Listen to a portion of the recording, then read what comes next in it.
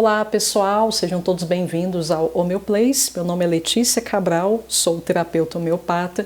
Hoje damos continuidade às nossas análises de personalidades homeopáticas, dessa vez para compensar a análise do super badalado fósforos, que foi tema da nossa última videoaula. Dessa vez vamos tratar de uma homeopatia que é o oposto de badalado, uma personalidade que eu acredito que a maioria da minha audiência não conhece. Vocês conhecem provavelmente o que deu origem a essa homeopatia. Provavelmente deve estar um derivado ou mesmo a substância pura que dá origem a esse medicamento sobre o qual vamos falar, talvez até esteja na sua cozinha, mas a personalidade dessa substância provavelmente você não conhece. Se conhece, eu acredito que o seu conhecimento ele não vai além de alguns poucos sintomas clínicos coletados de forma sucinta por Boyre, o nosso grande, querido, amado William Boyre, que é autor de inúmeros repertórios homeopáticos. Boyre ele falou um pouquinho sobre essa personalidade, mas como eu disse, pessoal, ele se restringiu a alguns pouquíssimos sintomas envolvendo poucos sistemas, envolvendo a pele, algumas afecções de pele que podem ser curadas com sucesso por esse medicamento e algumas afecções nos pés. Não passa disso, pessoal. Hoje vamos falar de ninguém menos, ninguém mais que Vanilla planifolia. Quem escolheu, sempre quando a escolha é esquisita, pessoal, a escolha foi de minha autoria, provavelmente. Vocês sabem que eu não escolho, quando a escolha cabe a mim, eu não escolho nenhum medicamento óbvio demais. Então vamos falar sobre ela, mas deixar claro, pessoal, que não foi uma escolha fortuita, aleatória, baseada em absolutamente nenhum critério. Na verdade, não é por acaso que eu escolho, quando eu elejo o tema da videoaula, essa eleição ela tem uma razão de ser, não é tão aleatória quanto parece. Eu costumo escolher personalidades fora da caixa, pessoal, levando em consideração que eu sinceramente não acredito que os meus colegas discorram mal ou insuficientemente sobre os policrestos, que são essas personalidades homeopáticas que a maioria já conhece. Então acredito que já há abundantemente muito boas análises sobre os policrestos. Então nesse sentido eu sinceramente não sinto que eu tenho tanto assim a contribuir, honestamente falando.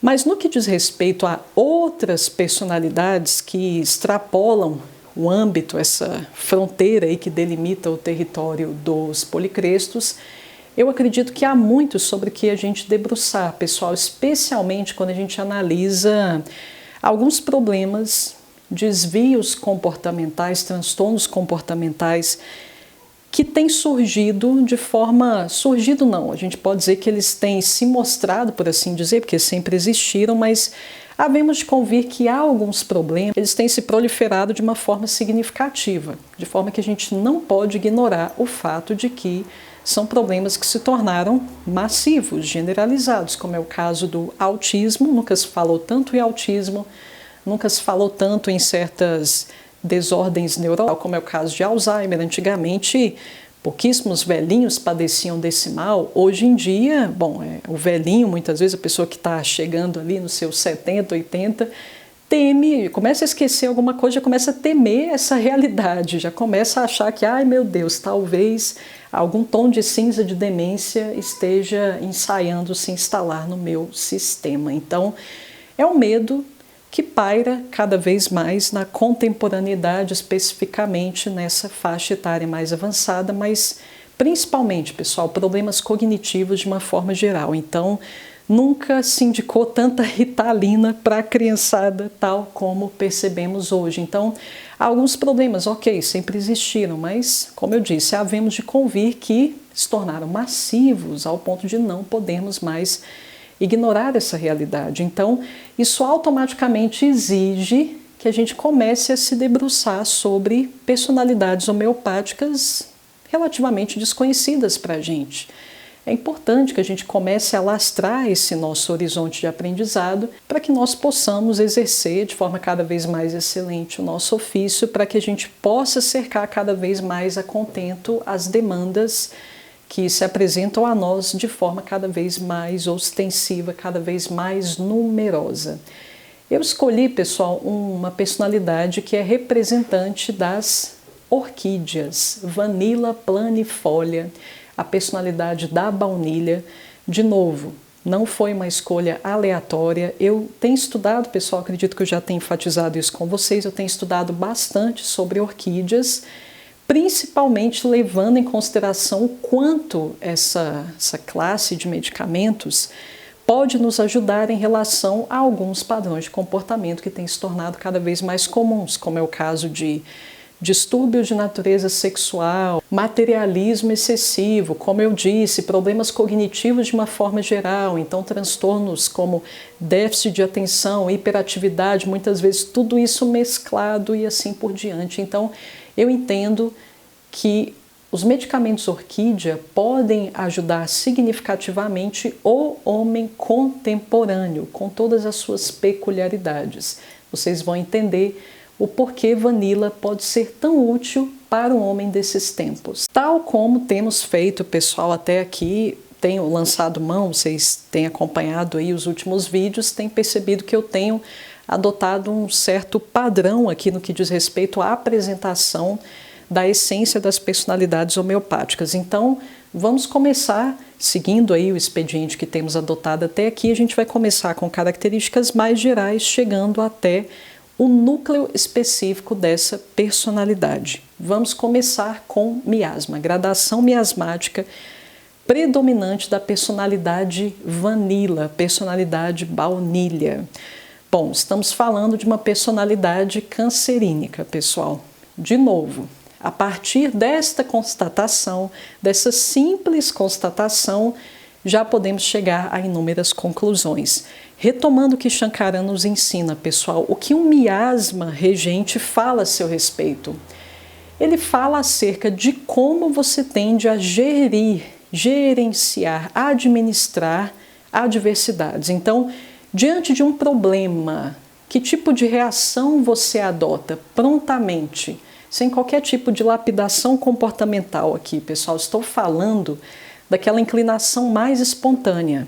Qual a sua inclinação mais espontânea diante de um problema? Você tem um problema para resolver. O cancerínico, ele vai reagir como diante de uma adversidade? Bom, o cancerínico, pessoal, é importante que a gente se atenha aqui primeiramente a como ele enxerga o mundo. Ele já enxerga o mundo como uma bagunça por si só. Ele já enxerga o mundo como algo caótico, algo sem sentido, algo bagunçado, algo desarranjado. Então, a desordem prevalece no que diz respeito a como o cancerínico enxerga a sua dimensão concreta. Então, bagunça, caos. Se eu enxergo o mundo dessa forma, pessoal, eu sinto que eu preciso organizá-lo. Eu enxergo o meu mundo como um cenário que ele precisa ser ordenado, colocado em certa ordem, dentro de um certo padrão, por mim mesma. Só que veja bem, pessoal, se eu enxergo o mundo dessa forma, se tudo para mim é uma bagunça, se um problema, eu já penso que aquele problema é um bicho de 7 cabeças, porque tudo, no fim das contas, para o cancerínico é um bicho de 7 cabeças que precisa ser ordenado, então, que conclusão posso chegar, pessoal? A solução para o cancerínico, ela parece ser dificultosa também. Então, por isso, Shankaran atribui ao miasma cancerínico o termo, por exemplo, sobre-humano. Porque tudo para mim parece complicado demais, parece difícil demais. Porque além dessa perspectiva, pessoal, é importante salientar que não basta, eu já disse isso várias vezes, mas enfatizando de novo, não basta para o cancerínico resolver o problema. Quem dera isso fosse bastante, não basta resolver. Eu tenho que resolver de um jeito específico, porque, bom, o mundo está desordenado, então, bom, não basta ordenar um pouquinho. Eu preciso ordenar o máximo possível, da forma mais perfeita possível. Não basta simplesmente resolver aquele problema de forma pontual. Eu preciso ir além. Eu preciso resolver o que orbita em torno daquele problema, extrapolar o que orbita aquele problema, então já começo a entrar no terreno daquilo que a gente chama de obstinação. Todo cancerínico é obstinado. Isso parece ser uma característica louvável. A gente confunde muito obstinado com perseverante. Não é a mesma coisa, pessoal, não são sinônimos. O obstinado, ele vai fazer algo muito além do que foi solicitado para ele, sempre. E o pior, existe um elemento de fixação aqui. ele só consegue fazer as coisas daquele jeito. É por isso que é tudo tão pesado, tão cansativo para o cancerinho. Porque, veja, tem um jeito de fazer. Que jeito é esse de fazer? O jeito obstinado. Então, não basta resolver, preciso resolver muito além. Então, vamos supor, exigiram que eu entregasse um relatório financeiro de 2021, do ano ali completo de 2021, 2020. Eu vou lá, pego de 1995, 1996, 1997, até por fim chegar naquilo que foi solicitado. Então veja, pessoal, o sofrimento que essa pessoa carrega, ela não consegue simplificar a própria vida em função de um perfeccionismo excessivo. Mas quanto à Vanilla, pessoal, além dessas características todas, eu gostaria que vocês tivessem em mente que nós temos aqui uma personalidade perfeccionista a tal ponto que enxerga o próprio elemento pessoal como sendo um sinônimo de imperfeição, uma imperfeição que deve ser aperfeiçoada, por assim dizer. Isso, no caso de Vanilla, pessoal, vai se refletir principalmente no tipo de ambientes que ele se sente mais confortável em estar, no tipo de vestimenta que ele prefere adotar, no tipo até de alimentação que ele prefere adotar para si, que ele gosta de preparar para si, para os seus entes queridos. Isso aqui vai se refletir principalmente nos parâmetros estéticos adotados por Vanilla. Ou seja, é um indivíduo que ele tem tanta aversão à pessoalidade, tudo que lembra a gente, parece que lembra desordem. Então, dito de outro modo, como é que isso vai se refletir numa decoração, por exemplo? Vai ser aquela pessoa que vai buscar por aquela decoração mais clean, mais minimalista possível. Não, é coisa torta? Não, coisa torta remete à imperfeição, remete a calor humano, mas o calor humano é imperfeito também, traz um elemento de imprevisibilidade, bagunça, não, quero coisa reta, limpa, parecendo que ninguém passou por aqui. Então aquela pessoa que tanto ela tende à perfeição que ela se esvazia, inclusive de acalento, de calor, de pessoalidade, ela vai transmitindo, exalando isso para o seu meio, mas é claro, pessoal, o que parte da nossa essência é justamente aquilo que é gestado em seus domínios internos. Então, claro, a gente não vai conseguir ceder aquilo que não tiver sido germinado no nosso yin. O que mais? Temos aqui, obviamente, pessoal, se a baunilha é uma orquídea, podemos chegar a uma outra conclusão. Trata-se de uma personalidade vegetal. Então, dito de outra maneira, as orquídeas terão características psíquicas dos vegetais, só que nota seja feita, pessoal, para o seguinte fato. As orquídeas, e por isso mesmo eu fiz questão de escolher uma orquídea para hoje, pessoal, ela compartilha características dos 3 reinos. Veja, como é uma planta, nós temos características, a sensibilidade, extrema sensibilidade das plantas. Temos também características dos fungos. Fungos, cadê fungo nas orquídeas? Nas micorrizas. Raiz de orquídea, pessoal, é basicamente fungo. E isso, obviamente, vai afetar nos traços de personalidade da própria orquídea em questão. Nós temos características também do reino animal. Letícia, em que sentido? Como assim nós temos aqui características do reino animal? É interessante, pessoal, que cada orquídea ela é polinizada, ela tende a ser polinizada por um inseto específico. E, de novo, essa especificidade ela vai se refletir na personalidade daquela orquídea que está sendo estudada. No caso de Vanilla em questão, a baunilha, pessoal, como não poderia deixar de ser, o aroma da baunilha é inebriante, é claro que vai atrair abelhas. E veja, pasmem, não por coincidência, trata-se de uma personalidade que apresenta muitas convergências com Apis. Então veja que o elemento animal acaba aparecendo de certa forma em função desse contato com o polinizador a todo tempo. E nós temos também algumas características minerais, principalmente na sua variante descompensada. Por quê, pessoal? Porque a maioria das orquídeas são epífitas. Elas carecem justamente desse sentido mineral. Então, muito da busca dessas personalidades gira em torno de encontrar esse chão. São pessoas que elas estão o tempo todo sentindo que elas não pertencem muito a esse lugar aqui, elas sentem uma dificuldade muito grande de se encaixar. Isso, é claro, pessoal, se deve em grande medida aos traços fungo que as orquídeas carregam. Mas enfim, pessoal, a gente há de convir que o que chama mais atenção aqui é o fato de ser uma planta. Se é uma planta, podemos chegar a outra conclusão aqui muito importante. Nós temos uma sensação básica predominante. Letícia, eu nunca entendo quando você diz isso, levando em consideração que, principalmente, se a gente estiver aí estudando as personalidades pelo viés de Shankaran, a gente há de convir que todas as personalidades apresentam uma sensação básica.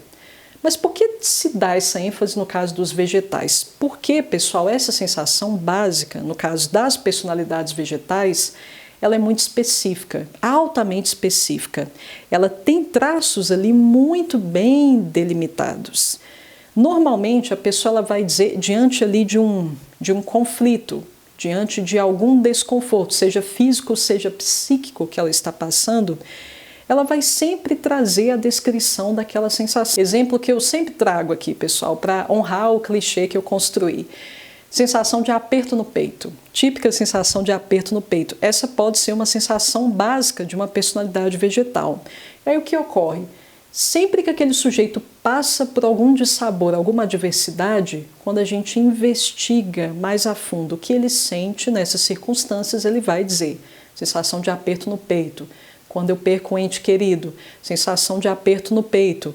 Quando eu sinto que a minha respiração está falhando, sensação de aperto no peito. Quando eu brigo com o filho. Então aquilo é onipresente nas experiências desagradáveis pelas quais o indivíduo passa, independentemente da sua natureza. Traz uma conotação negativa, eu sempre sinto o bendito aperto no peito.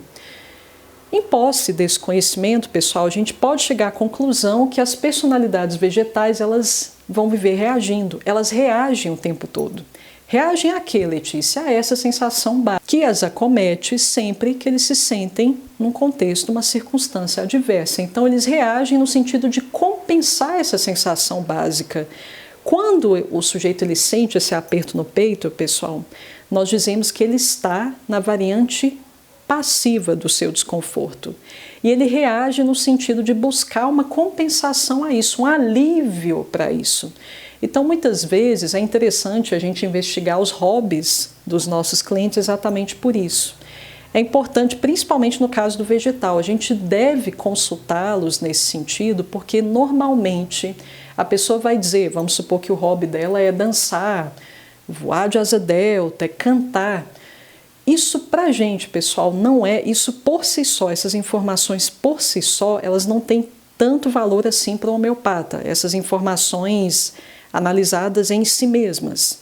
Isso nem deveria, no meu entendimento, fazer parte de uma matéria médica de uma personalidade. Por quê, pessoal? Porque a experiência auferida com o ato de dançar, com o ato de cantar, voar de asa delta, ela pode variar de um indivíduo para outro. Então, além disso, é porque normalmente a gente tem muita dificuldade de transcender o lógico, transcender o óbvio no que diz respeito ao que o doente está repassando para a gente. Então, o que importa para a gente é o que está respaldando esse hobby. Ei, você gosta de dançar, o que dançar te traz? Me descreva a experiência de dançar. E aí, esse sujeito vegetal que apresenta essa sensação básica de aperto no peito, ele vai dizer que ele gosta de dançar, porque quando ele dança, ele sente que o coração está se expandindo, ou seja, agora ele está na versão ativa da sensação. Então, a busca, a demanda central do vegetal, pessoal, inconscientemente é sempre essa. Ele está fugindo da dor. Ele está buscando por uma compensação àquela dor, que normalmente, como eu disse, é uma sensação básica bem característica. Aqui, pessoal, em Vanilla, eu já adianto a vocês, a sensação é a de que eu não tenho solo firme, eu não tenho chão firme. Eu preciso gerar, a sensação que eu tenho é que eu preciso gerar uma âncora para este mundo, uma âncora para me manter instalada neste mundo. Muito das dores, dos desconfortos de Vanilla serão descritas como trazendo uma sensação de peso. Este peso, seja atrás da cabeça, seja nos pés, este peso, a partir do momento que a gente for se aprofundando ali na toma de caso, nós vamos chegando cada vez mais à conclusão que este medo é uma psicossomatização deste desejo de pertencimento, de ancoramento, de aterramento. Nós vamos perceber, quanto mais a gente for avançando na análise também, o quanto esse desejo de aterramento, de pertencimento ao âmbito da matéria, por assim dizer, pode levar, por exemplo, a uma compulsão por compras. É um dos grandes medicamentos aqui que nós temos disponíveis hoje para tratar bendita compulsão por compras, desde que essa compulsão seja justificada pelo núcleo que a gente vai descrever em breve. Mas, pessoal, gostaria, antes de entrar finalmente nas características peculiares dessa personalidade, eu gostaria de enfatizar ainda que nós temos traços de fungos aqui muito marcantes. Em que sentido? Na sensação de estar oco. Isso aqui é um traço distintivo dos fungos. Tenho a sensação de vazio constante, eu estou oca. Eu desejo a todo tempo deixar uma marca registrada com a minha presença. Quando eu passo por um ambiente, eu me sinto automaticamente no dever de impactá-lo de alguma forma. Por isso, pessoal, personalidades fungo, ou mesmo como no caso das orquídeas, que têm traços de fungo, elas são tão excêntricas, são pessoas que elas não vão passar batido diante dos seus olhos. Você vai olhar de novo, vai olhar de novo, gente, que ET é esse? A pessoa se veste de uma forma totalmente esdrúxula, totalmente fora da caixa, heterodoxa, você nem sabe onde que a pessoa conseguiu uma roupa daquelas, a pessoa se maqueia de uma forma inusitada, ela tem um estilo de vida não tão usual assim também, então a excentricidade chama muito a atenção. Não é a excentricidade dos animais, pessoal, que visa ser melhor que outro, que eu acredito seja mais bonito, que eu acredito que tenha mais condições de influenciar os outros. Não é uma busca pela excentricidade no sentido da competição. É uma busca, pessoal, mais profunda que isso. É uma necessidade de deixar minha marca, encontrar o meu ser na sua máxima unicidade. Se trata disso. Então, a excentricidade é o sujeito em seu afã de encontrar, de resgatar a sua máxima autenticidade. Outro detalhe, pessoal, fungos apresentam, veja bem, eles são seres essencialmente decompositores da natureza, então eles devolvem elementos que estariam perdidos sem que eles atuassem, eles devolvem esses elementos da matéria morta de volta ao ciclo da vida. Então, existe um contato ali muito íntimo com a morte, com o outro lado, por assim dizer. Por isso, nós podemos afirmar que os fungos são seres... Bom, as plantas já têm isso, pessoal, mas aqui nos fungos nós vemos uma sensibilidade ainda maior ao universo sobrenatural. São aquelas pessoas que estão o tempo todo com a impressão de que elas estão lutando contra uma força demoníaca, contra uma força sombria. São pessoas que enxergam muito de sua própria vida como fruto dessa batalha que diuturnamente eles sentem que estão travando. E veja, pessoal, se eu sinto que eu vivo um pouco lá do outro lado, e um pouco desse lado, muitas vezes mais lá do outro lado do que nesse lado propriamente, eu tenho a sensação muitas vezes de que eu sou divina, de certa forma, de que eu sou onipotente. É por isso que os surtos dos fungos, pessoal, é um surto bem parecido com o do próprio estramônio. Aquela pessoa, quando ela está muito excitada, quando ela está furiosa, encolerizada, precisa de umas 10 pessoas para segurar, para contê-la, porque a gente tem a impressão que alguma força se aposta do indivíduo nesse tipo de situação. Então é por isso que Máximo Mangelavore ele traz brilhantemente essa alternância de polaridades que se dá de forma bem característica nos fungos. Ora, eles se sentem todo-poderosos, os todo-poderosos. Ora, o extremo oposto disso. Ora, eles se sentem totalmente impotentes. Então, essa alternância, às vezes de forma muito abrupta, nós observamos de forma mais comum nas personalidades fungo. E como nós temos fungos nas raízes das orquídeas, veremos muito dessas características nas personalidades orquídeas de uma forma geral e em Vanilla com as características que eu vou sublinhar a vocês logo a seguir. Pessoal, estágio. Letícia, se eu pudesse transformar Vanilla no elemento da tabela periódica, em qual coluna estaria esse elemento? Pessoal, nesse ponto não há convergência. Pelo contrário, encontramos importantes divergências aqui, porque Schouten situa Vanilla no estágio 4.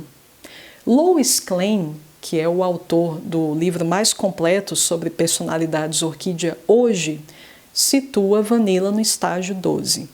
Pessoal, quem sou eu para dar palpite nessa briga de gigantes? Então, no final desse vídeo, após discorrer ostensivamente sobre o núcleo dessa personalidade, eu vou trazer aqui uma humilde opinião pessoal, onde eu, lançando mão dessas conclusões todas a que eu cheguei, que eu estou dividindo agora com vocês, onde eu situaria Vanilla. Não é que eu sou puxa-saco de Schouten, pessoal, mas eu estou inclinadíssima a concordar com ele, mas eu vou explicar o porquê. Antes disso, pessoal, vamos deixar essa briga aí dos estágios para o final. Vamos voltar aqui às características essenciais de Vanilla, que eu já antecipei em certa medida a vocês. São pessoas conectadas, tal como Staff Sagre também, muito conectadas à sofisticação, à depuração, ao refinamento, aquilo que é chique. Então são pessoas que elas perseguem um estilo de vida, de certa forma, elegante. São pessoas que prezam muito pela elegância. Mas não é, pessoal, aquela elegância pomposa. Como eu disse a vocês, aquela elegância minimalista, que exclui cada vez mais a pessoalidade.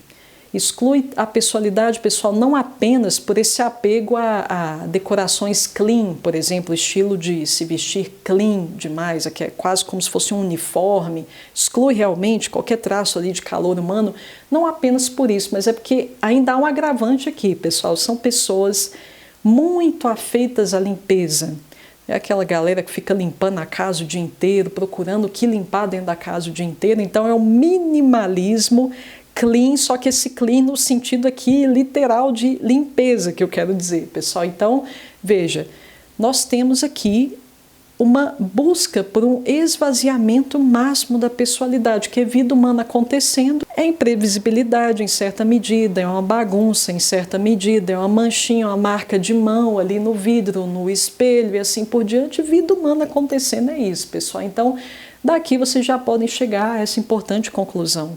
São pessoas que, veja, além delas não se sentirem tão aqui assim, elas têm aversão ao elemento da pessoalidade, porque isso remete à desordem, remete à sujeira. Eu acredito que vocês já têm em mente, talvez até aquele estereótipo da mansão gigantesca que remete a uma certa frieza ao mesmo tempo. Não parece que mora um ser humano ali, tudo reto, tudo fechado, tudo limpo. Essas típicas mansões contemporâneas ilustram muito bem essa atmosfera de Vanilla que eu estou tentando descrever aqui a vocês, pessoal. Mas veja, acaba que no fim das contas eu agravo a sensação de não pertencimento aqui. Porque além de me sentir oca, isso o elemento fungo me traz. Além de me sentir oca, pouco conectada a tudo isso aqui no fim das contas, porque eu me sinto sempre um ponto fora da curva, outro traço fungo. Eu sou uma pessoa que tem gostos atípicos, agora uma característica aqui da própria Vanilla. Sou alguém com preferências muito inusitadas, então veja, pessoal, que são muitas características que me tiram daqui. Isso acaba me incitando o impulso de reagir a isso. E agora a gente começa a inserir o elemento do materialismo, da compulsão por compras, sobre a qual sucintamente eu já havia falado com vocês. Por que isso aparece, pessoal? Parece contraditório. Nossa, Letícia, alguém que é tão desconectado de tudo isso aqui é hiperconectado ao mesmo tempo. Essa hiperconexão, pessoal, nós precisamos enxergá-la como uma resposta a essa sensação de que eu estou subindo, eu estou saindo daqui, eu estou sem qualquer tipo de lastro, daqui a pouco eu vou para outra dimensão de uma vez. Então o apego aos bens materiais é justamente uma tentativa do meu psiquismo de se agarrar de alguma forma a isso, já que eu não consigo construir vínculos pessoais. Os meus contatos com os demais, eles não passam muitas vezes ali da superfície. No caso das orquídeas, pessoal, isso é um elemento comum, que normalmente, pessoal, quando a gente faz uma análise da infância desses indivíduos principalmente, a gente percebe que eles cresceram sem uma referência muito clara. Então, Lois Klein, que é o autor que eu citei, ele até diz que muitas vezes sempre há uma alta probabilidade dos sujeitos orquídeas serem filhos de pais muito jovens. Aquela garotinha ali, 15, 19, 20 anos, engravidou ali no susto e precisou se tornar responsável mãe ali na marra, o pai também a mesma coisa, muito jovem. Ou então, pode ser até que a criança tenha tido pais já adultos, mas mentalmente muito imaturos, adultos de corpo apenas, por assim dizer, de forma que ela cresceu meio largada, meio sem referenciais muito claros assim. Isso, somado à tendência de eu já me sentir não tão pertencente assim, de eu já ter uma parte minha que é mais fora da curva mesmo, isso me tira completamente daqui, de forma que eu desaprendo, inclusive, como me relacionar com os demais. É interessante, pessoal, que o vínculo com o materialismo, como uma tentativa desesperada de me conectar a essa dimensão, pode chegar a um ponto do que Lois Klein chama de animação do inanimado. O que significa isso, pessoal? A pessoa ela passa a se tornar hiperconsciente dos elementos materiais do entorno dela. Ela percebe que, nossa, esse quadro, aí dá uma opinião sobre o quadro. Provavelmente vai saber quem pintou o quadro, se for um artista famoso vai saber reconhecer. Aí vai ficar dando palpite ali sobre a pincelada, que não está no tom certo, não está no matiz correto, a nuance ali poderia ter sido mais sombreada, o quadro também está torto, nem está, pessoal, no fim das contas, mas não, tem que ajeitar um pouquinho. Enfim, a pessoa é muito consciente de qualquer desordem que a cerca. E muitas vezes essa hiperconsciência, pessoal, chega ao ponto, aí sim, a gente entra naquilo que Klein chamou de animação do inanimado. Eu começo a supor que o que me cerca possui um certo elemento vivo, um certo elemento de vitalidade. Os entes inanimados, eles não são tão desprovidos de animação assim, eles têm uma certa vitalidade. É por isso, pessoal, que às vezes, bom, você visita a casa ali do seu amigo Vanilla, você pega ali de forma despretensiosa uma garrafa de vinho, não pega o vinho da safra 1822, é como se aquilo ali fosse sagrado para a pessoa, mas é uma devoção que ela tem à garrafa de vinho da safra de 1800 não sei o quê. Para você aquilo ali é banal, mas para a pessoa tem um significado muito grande, é como se os elementos materiais eles tivessem um certo elemento de sacralização. Tudo isso somado àquela atmosfera de sofisticação. Então são aqueles sujeitos, pessoal, que eles têm uma conexão, por exemplo, com a alta gastronomia. Bom, às vezes você come ali uns 3 rolinhos primavera, para você faz diferença nenhuma aquilo, mas o sujeito ele consegue apreciar cada nuance de sabor de forma a dizer, não, isso aqui apresenta um toque de alecrim, colocou também algumas pitadinhas de manjericão, não, nesse aqui nós vemos notas amadeiradas de não sei das quantas, você vai comer, acho que tudo é a mesma coisa, mas não, o sujeito é hiperconsciente da composição daqueles elementos. Não são sujeitos que vão comer muito, pessoal. Por quê? Porque eles têm essa seletividade excessiva com tudo. Eles percebem ali do que cada um é feito. Então ele consegue, por essa depuração do olhar, por assim dizer, ele consegue identificar qual que é a dignidade de cada elemento que compõe ali o seu ambiente, o seu dia a dia. Então existe aqui uma hiperconsciência da materialidade nesse sentido e, consequentemente, um apego muito grande a tudo isso, de certa forma. Como eu não enxergo os entes inanimados como inertes, desprovidos de qualquer tipo de influência sobre mim, a gente acabou de discorrer que o meio material, o sujeito Vanilla é hiperconsciente desse meio material, tudo para mim tem uma carga de simbolismo muito grande, tudo para mim tem uma carga de significado muito grande. Então, por isso mesmo, aqui outra dedução a gente pode chegar, pessoal, são pessoas muito afeitas a talismãs. Elas têm, às vezes, atrás da porta ali um símbolo, uma pedra ou então um cordão. Você vai perguntar para a pessoa o que é aquilo, ela vai falar que é para proteger contra a inveja, para proteger contra mal olhado e assim por diante. Ela terá talismãs, que são elementos concretos que para mim apresentam alguma conotação espiritual, para mim apresentam um certo poder de desencadear uma certa influência sobre meu meio. Então veja, a materialidade ela apresenta sobre mim um poder tal que eu passo a levar muito em consideração, inclusive, o poder de certos elementos influenciarem a minha psique, o meu comportamento. Por isso, consequentemente, eu vou adotar tantos talismãs assim, porque a ametista para mim não é simplesmente um mineral roxo. Para mim é um mineral capaz de transmutar as energias densas que me circundam neste recinto. Então tudo apresenta, tudo materialmente falando, apresenta uma conotação muito séria, digna de relevância para esse sujeito. Lembre-se, pessoal, isso aqui com os objetos, isso aqui não com as pessoas. Essa hipervalorização do elemento humano não existe, porque a gente acabou de discorrer que se tratam de indivíduos com muita dificuldade com a empatia, com o trato humano. Eles vão desenvolver uma relação muito mais profunda com coisas em detrimento das pessoas.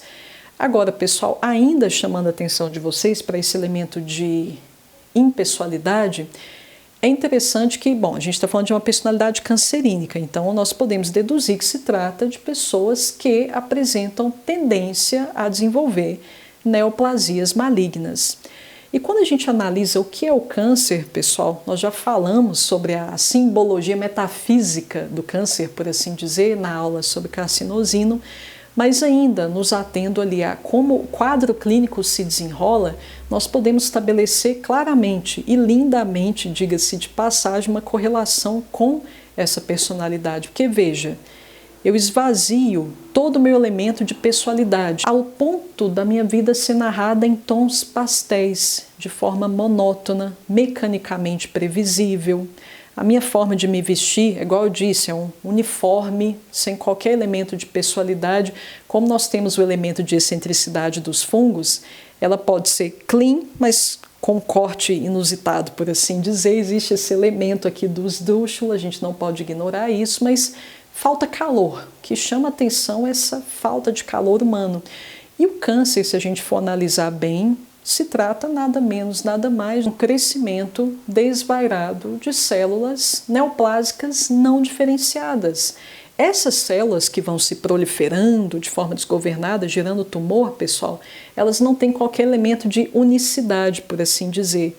Elas não têm qualquer tipo de especificidade. Elas se proliferam de forma pouquíssimo personalizada. Eu não construo ali uma unidade diferenciada, elaborada, tal como é o caso ali de uma célula saudável, que, bom, se a gente compara com a vizinha, a gente já vê diferenças gritantes na quantidade de organelas, formato, proporção de fluidos e assim por diante. Então, com isso, nós podemos estabelecer um diálogo, justamente com essa faceta impessoal, desprovida de calor humano, que tanto palpita e é evidenciada em Vanilla.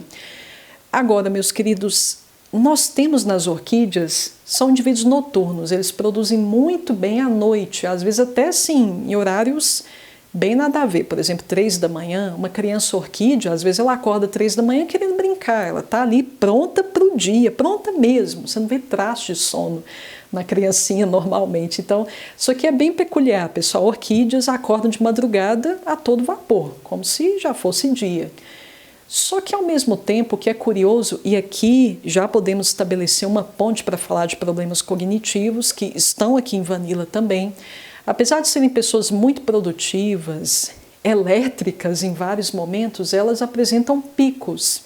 Então, ora elas estão lá em cima, no quesito produtividade, ora a gente percebe uma certa letargia, uma certa preguiça, um grande embotamento mental, por assim dizer. Nem parece que é a mesma pessoa que estava no 220 ali, madrugada afora. Isso aqui, pessoal, pode ser entendido como essa transposição para essa dimensão paralela que é tão típico no caso das orquídeas. Como elas estão sempre muito lá do outro lado, elas não conseguem se manter tanto aqui o tempo todo. Dá muito trabalho se manter aqui. Elas se transformaram Vanilla, jeitos Vanillas se transformaram em indivíduos materialistas exatamente por isso, que dá muito trabalho ficar aqui. Então, embotamento mental, na verdade, não significa que a minha cognição está prejudicada, mas é porque eu gosto muito de estar do outro lado. Eu tenho uma dimensão paralela na qual eu sinto que eu estou tão vivo quanto eu estou aqui nessa, ou às vezes até mais vivo, muitas vezes. Então, pessoal, esse embotamento ele se justifica como essa transposição constante para o outro lado, por assim dizer. E isso gera várias consequências, como é a procrastinação, o caso da procrastinação. Mas o que eu já vi muito ocorrer, pessoal, é uma reação a isso. Então o sujeito, como ele passa um tempo produtivo e um tempo embotado, cancerínico detesta baixar seus níveis de produtividade, pessoal, o que acontece? Ele costuma trabalhar sem parar. Inclusive, nesse momento que ele está embotado, às vezes ele até se cobra mais e continua trabalhando. Por quê, pessoal? Porque ele não quer que isso seja visto. O cancerínico, diga-se de passagem, o vício que mais o acomete é justamente o vício da soberba. Ele perceber que tem uma fraqueza, isso é um tiro de 12 muito doloroso no seu orgulho. Então, o indivíduo que ele pode trabalhar muito, como que para negar para si que ele apresenta esse veio, entre aspas, preguiçoso. São pessoas que, para que isso não seja visto, porque isso pode ser tomado como sinônimo de vagabundagem, sinônimo de vadiagem, de preguiça, então eles acabam dobrando a carga de trabalho. Então sempre, pessoal, que a gente observar um workaholic, não tenham dúvida, existe uma fuga ali, a gente só precisa investigar a fuga do que exatamente. Essa falta de âncora, pessoal, ela também pode trazer outras manifestações. Materialismo, a gente viu que é uma reação a essa sensação de que eu não tenho chão. Mas eu tenho outras possibilidades também. Por exemplo, a sexualidade exacerbada. Todas as orquídeas, pessoal, têm um vínculo muito expressivo com o sexo. Tendem a ser ninfomaníacos, inclusive, gostam de se vestir de forma a se apresentar como atraentes, gostam de chamar a atenção de potenciais parceiros sexuais. Então, isso aqui é um tema geral das orquídeas, mas no caso de Vanilla, isso aqui aparece de novo como uma tentativa de permanecer mais aqui. Vinculada ao sexo, eu me sinto mais aqui, eu me sinto mais conectada a essa dimensão, eu me sinto mais suscetível aos prazeres mais básicos, por assim dizer. Se é básico, vai me deixar presa à base, que é justamente o que eu estou buscando. E é interessante, pessoal, todas as orquídeas têm esse desconforto também, mas isso alcança o seu máximo expoente em Vanilla. Nós temos desconfortos nos pés, de todo tipo, pessoal. Eu posso estar falando de esporão, eu posso estar falando de joanete, eu posso estar falando de problemas nas articulações dos dedos dos pés. Os pés podem doer, independentemente do motivo, do diagnóstico. Eu tenho um desconforto muito expressivo nos meus pés. Veja, pessoal, nos pés, justamente aquela parte do meu corpo que tem um contato mais íntimo com a terra. Veja que nada é por acaso, nenhum sintoma nos acomete por acaso, sem que haja possibilidade de ser conduzida uma leitura simbólica daquele desconforto em si. Ainda, como resposta a essa falta de chão, pessoal, eu também posso apresentar uma grande dificuldade aqui, um paralelo com Apis, pessoal, uma grande dificuldade de coordenação. Então, as leis desse mundo físico, como eu não estou muito aqui, a maior parte do tempo eu não estou aqui, eu estou lutando para ficar aqui, então, consequentemente, me escapam as leis físicas desse mundo. Então, o senso de proporção, você percebe que está prejudicado, o sujeito deixa tudo cair, é algo parecido com o que a gente observa em Apis, não supera a Apis, obviamente a Apis ainda disparadamente prossegue como a personalidade mais desastrada da matéria médica, mas como nós estamos falando aqui de um polinizador de Vanilla, automaticamente Vanilla empresta também essa característica de Apis. Então, temos sujeitos aqui desastrados. E para fechar, pessoal, eu vou falar aqui de duas características. Eu geralmente evito trazer características soltas de personalidades homeopáticas sem que seja estabelecido um diálogo aqui com o seu núcleo, porque no fim das contas o núcleo é o que mais nos interessa, é o que vai justificar tudo aquilo que a gente observa na sua periferia. São sintomas que no fim das contas são consequência do núcleo, mas de todo modo, eu vou falar aqui de dois sintomas avulsos, porque eles são muito peculiares, pessoal, ao ponto de eu poder tomá-los como quase exclusivos dessa personalidade homeopática. Eu tenho aqui um desconforto muito grande com gravidez. No caso de uma mulher Vanilla, ela tem pavor de pensar em gravidez. E olha que curioso, pessoal, ela apresenta transtornos, ou seja, ela pode passar mal, desenvolver algum diagnóstico, ela pode apresentar algum tipo de quadro clínico, após cuidar de uma mulher grávida.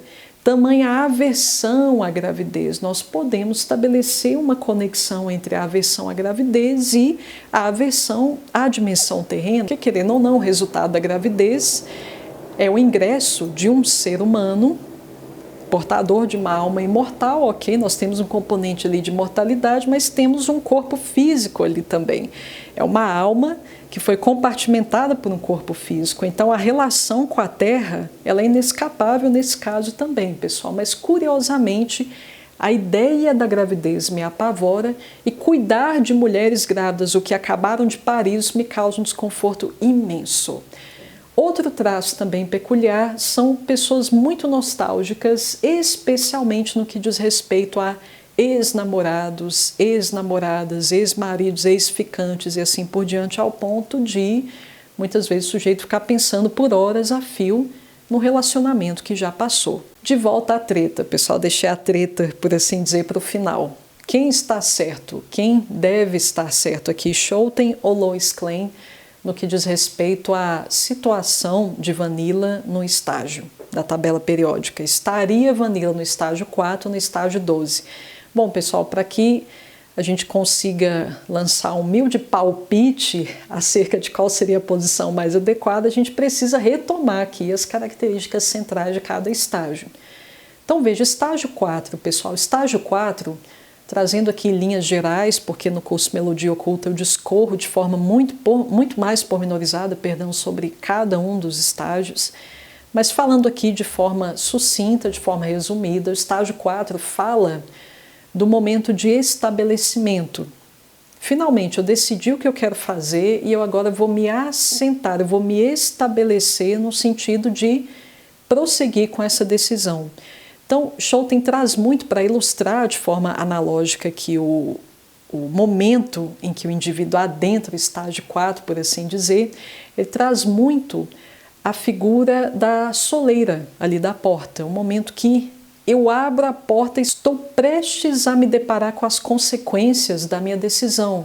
Bom, a gente poderia pegar como exemplo também o próprio casamento. O casamento ainda não é o casamento vivido dia após dia. O casamento é uma cerimônia que simboliza o início de uma nova fase que eu não comecei, é um marco inicial. O que vem depois dali, eu ainda não estou vivendo. Então, o estágio 4 fala desse momento de estabelecimento de bases. Eu vou agora me preparar para a batalha. Eu já sei qual batalha que eu vou querer lutar, a batalha já está clara para mim, já escolhi, pronto, eu já assumi que eu escolhi essa batalha para travar. E agora vamos começar, mãos à obra, armas em punho, vamos seguir em frente. Então, o estágio 4 fala desse tipo de circunstância. Estágio 12, pessoal, fala do indivíduo que já venceu, já passou por poucas e boas, já triunfou, que já passou do estágio 10, que é justamente o estágio do auge.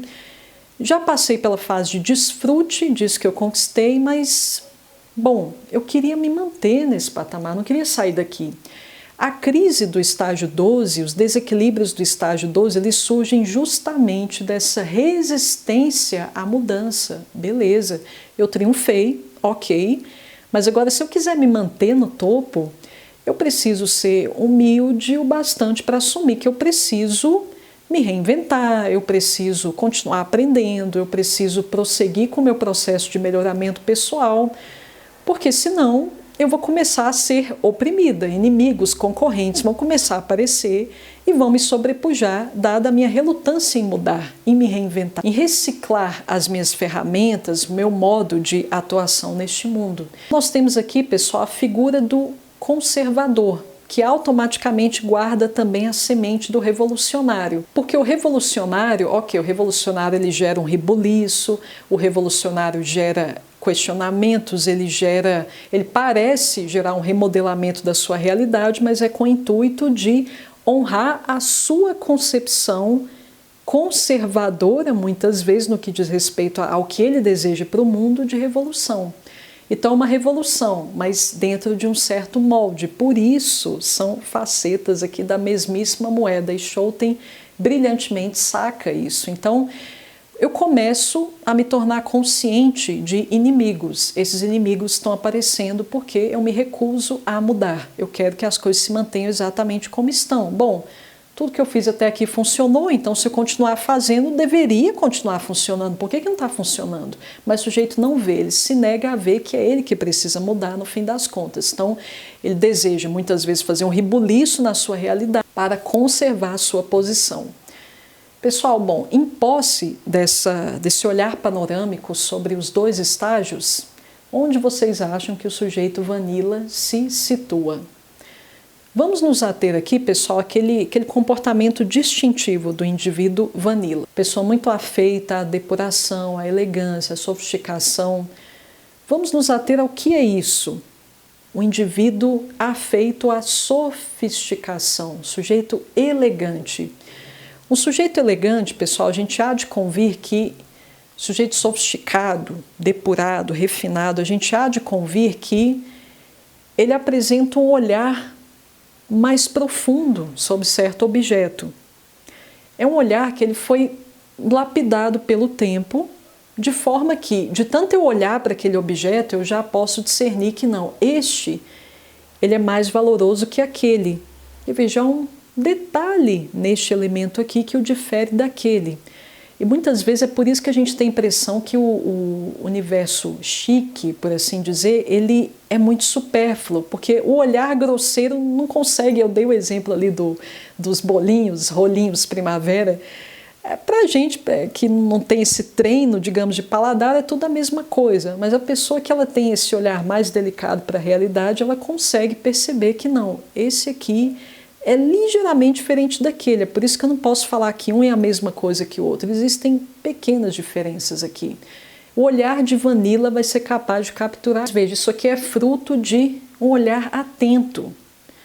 Para eu conseguir discernir tantos vinhos com tanta precisão quanto eu consigo, eu, indivíduo vanilla, consigo hoje, tantos charutos, nossa, um ali eu consigo perceber claramente o porquê aquele não pode ser considerado igualzinho àquele outro. Como que eu chego a essa conclusão? Café, enfim, a minha tara aqui é com café, e é mesmo, pessoal, agora não estou usando como exemplo, como hipótese, é o caso. Como é que eu consigo diferenciar cada um para outra pessoa que está fora desse universo, é tudo a mesma coisa, mas eu consigo notar que não, esse aqui tem um toquezinho amadeirado, achocolatado, por isso não é a mesma coisa que esse. Assim por diante, no universo da culinária, a gente poderia elencar vários exemplos aqui. Veja, a pessoa ela passou um certo tempo degustando, atenta a essas nuances de cada um daqueles objetos ali de análise. Isso aqui, pessoal, essa atenção detida por muito tempo de forma a capturar nuances de certa realidade, certo objeto, isso aqui é típico do olhar do sujeito que está no estágio 4. Porque veja, pessoal, isso aqui é fruto, no fim das contas, de uma não banalização da minha realidade. Essa visão, pessoal, a gente consegue preservá-la quando a gente está começando uma certa jornada, mas tem pessoas que mesmo ali mas passando ali da metade de suas jornadas, ainda consegue apreciar certas nuances de certos elementos, mesmo já tendo tido contato com eles por vários anos. Não, a magia de experimentar aquela sobremesa ainda é única para mim, eu consigo apreciar ainda. Mas havemos convir, pessoal, isso aqui é típico, esse tipo de comportamento de deslumbramento, perplexidade, isso aqui é típico de quem está começando uma jornada. É quando a gente está começando que a gente ainda percebe esse encantamento. Não, isso aqui é único por esse motivo. Esse olhar detido, atento, que se permite perder nos detalhes. Isso aqui é típico dos momentos iniciais de seja lá o que for, de um relacionamento, de um empreendimento, de um processo criativo. A fase inicial, ela sempre nos traz esse deslumbre, a gente consegue apreciar cada detalhe. Estágio 12, é por isso, pessoal, que sinceramente eu não situaria vanilla no estágio 12, porque no estágio 12 nós temos o contrário. O olhar sobre os objetos que compõem a minha realidade, ele já é um olhar mais viciado, mais desgastado. Se eu tenho vários cafés, vários charutos ali na minha frente, eu já tendo a colocar tudo no mesmo pacote. Isso aqui é tudo a mesma coisa. Porque aqui já há uma certa agitação interna, que agora há inimigo, existe um componente aqui de hostilidade. a pessoas que querem o meu trono, querem a minha posição de destaque. Então, a minha atenção, ela já não está mais tanto nesses detalhes, por assim dizer, porque não tem tempo para isso. Veja, pessoal, o estado interno do indivíduo que está no estágio 12 não permite essa postura contemplativa, que é típica ali do estágio 4. Por isso, e não à toa, o gênio Schouten traz como palavra-chave para o estágio 4 o termo perplexo. E o perfeccionismo, pessoal, ele faz muito mais sentido no estágio 4 em relação ao estágio 12, porque eu até disse uma vez no Instagram que o perfeccionista, ele pode ser um preguiçoso velado ou ele pode ser um covarde velado. Porque enquanto eu estou ali, atenta aos detalhes, não, eu não vou estudar ainda não porque eu tenho que organizar o meu escritório. Aí, enquanto a pessoa não organiza daquele jeito perfeitinho, ela não senta para estudar.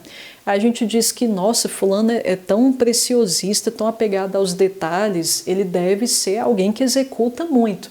É o contrário, pessoal, o perfeccionista muitas vezes ele não executa muito, justamente por esse apego excessivo a detalhes, e isso pode ser um pretexto muito bom para ele mesmo, para ele se eximir da tarefa central. Às vezes eu estou com muito medo de colocar a mão na massa no que diz respeito a um relacionamento, empreendimento, alguma ideia. Como eu estou com muito medo, eu prossigo ali na tangente, nos detalhes. Detalhes que, no fim das contas, não são o fundamento ali da coisa. Mas por que eu estou tão apegada aos detalhes? Que é uma forma de me eximir das responsabilidades centrais. Bom, eu tiro o meu da reta, me convencendo, ou então enrolando os outros, que eu estou atenta aqui aos detalhes, que eu estou prestando atenção aqui em cada elemento que compõe essa circunstância para que nada dê errado. Então, o perfeccionista, muitas vezes, ele sai como herói da história, mas quando a gente observa os frutos, o que foi gerado efetivamente, a gente muitas vezes chega à conclusão de que não foi tanta coisa assim. Então nós podemos ter uma preguiça velada nesse sentido. E nós podemos ter uma covardia velada também exatamente por esse motivo. É uma forma, uma justificativa perfeita para que eu me exima do meu dever. Meus queridos, mais uma vez, muitíssimo obrigada por terem me acompanhado até aqui. Forte abraço a todos vocês.